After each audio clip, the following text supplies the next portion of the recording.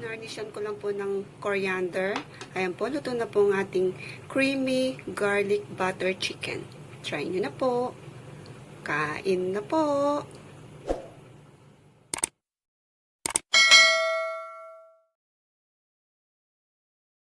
Mga ka-spicy, magluluto tayo ng creamy garlic butter chicken. Ang mga ingredient niya, chicken, onion, garlic, butter, herbs, milk, black pepper, chicken powder, and olive powder. Iluto na natin. Black pepper, pinch of garlic, olive oil,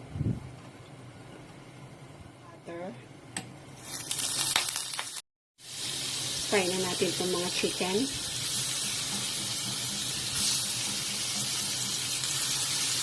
Fry lang natin hanggang mag-golden brown yung chicken. Baliktarin na natin itong mga chicken.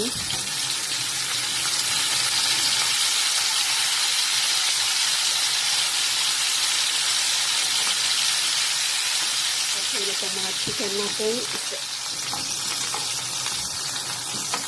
Side muna natin at lutuin natin na yung sauce. We add butter again. Onion. Garlic, water, chicken powder,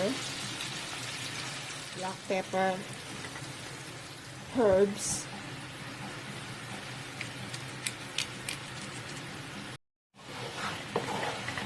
stir lang po natin, milk,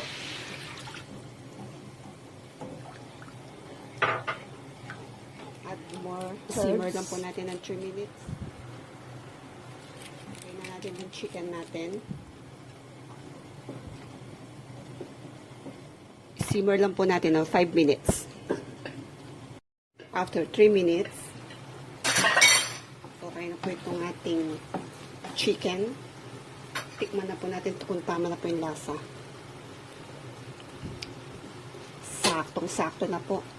Kung di pa po kayo nakakapag-subscribe, please subscribe at pakiclick na rin po yung notification bell para lagi po kayong updated sa mga bago po nating recipe. Salamat po. I-serve na natin.